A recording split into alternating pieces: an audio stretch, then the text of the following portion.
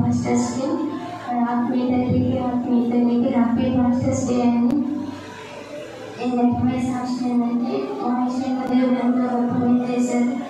సేవకుల ద్వారా ఆయన ఎన్నుకున్న పిలుచుకున్న సేవకుల ద్వారా అయితే మా కుటుంబం ఎంతో రుణపడిందండి.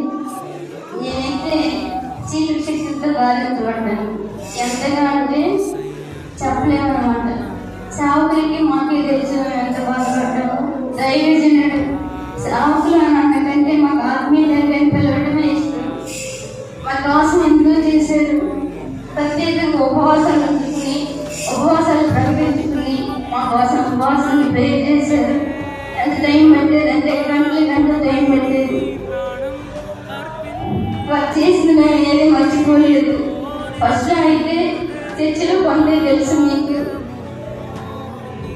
చాలా చేశారు. మాకు వారం రోజులైతే మా కోసం ప్రత్యేకంగా అర్ధరాత్రి ప్రార్థన చేసేవారు. 11 గంటలకు అలా వచ్చేవాడు. 12 గంటల నుంచి 1 గంటల వరకు మోకాళ్ళ మీద ఉండేవాడు. గంట సేపు మోకాళ్ళ మీద ఉండి దైవజనులు మా కోసం ప్రార్థన చేశారు. అమ్మగారు కానీ అయ్యగారు కానీ మా పైన చాలా ప్రేమ చూపించారు. మీరు చూపించిన ప్రేమ మేము ఎప్పటికీ మర్చిపోలేము. ఎప్పటికీ మేము కృతజ్ఞత కలిగి ఉంటాము. ఒక్కొక్క గంట 10 నిమిషాలు మనం ప్రేయర్ చేస్తేనే ఇదిగా ఉండేది. అప్పటి నుంచి మేము చేసి ఏది మర్చిపోలేదు. దైవ సేవకుడికి మేము ఎంతో రుణపడి ఉంటాము. ఒక విషయం కాదు, నా ఎగ్జామ్ విషయంలో కూడా నేను చీకటితో బాధపడినప్పుడు అసలు ఎగ్జామ్స్ రాసేదాన్ని కాదు. కానీ దైవ సేవకుడు ప్రార్థించి స్వస్థత ఇవ్వడం ద్వారానే దేవుడు చూపించి కృప బట్టి నేను డిగ్రీ పాస్ అవ్వగలిగాను. ఈరోజు సర్టిఫికేట్ నా చేతిలో ఉంది. నా ఎగ్జామ్ అయినా నా వివాహం విషయంలో కూడా అన్ని విషయంలో దైవ సేవకులు ఎంతో పోరాడారు. దేవుడు ఇచ్చిన కృప ద్వారా మాకు ఈ రోజు భూమిపై నిలబెట్టారు. నాకైతే దేవుడి ద్వారా దైవ సేవకుడు ఆత్మీయ తండ్రి ఇది మరలా ఇచ్చిన మరో జన్మలాగా నేను భావిస్తున్నాను. నేను ఎప్పటికీ మీకు రుణపడి ఉంటాను.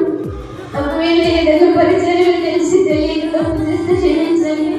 నేను ఎప్పుడు మేము మర్చిపోలేము. మీరు చూపించిన ప్రేమ అమ్మగారు కానీ ప్రతిదీ ప్రేమ చూపిస్తారు. పరిచర్య దగ్గర నేర్పిస్తారు.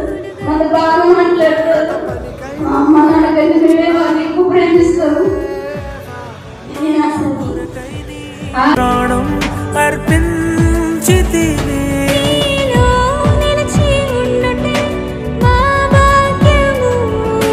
నీ కొరకై జీవించదము. ఘటాన్ని ఘనంగా కాపాడుకోవాలి. నీ శరీరం దేవుని ఆలయమది. మీరు విలువ పెట్టి కొనబడిన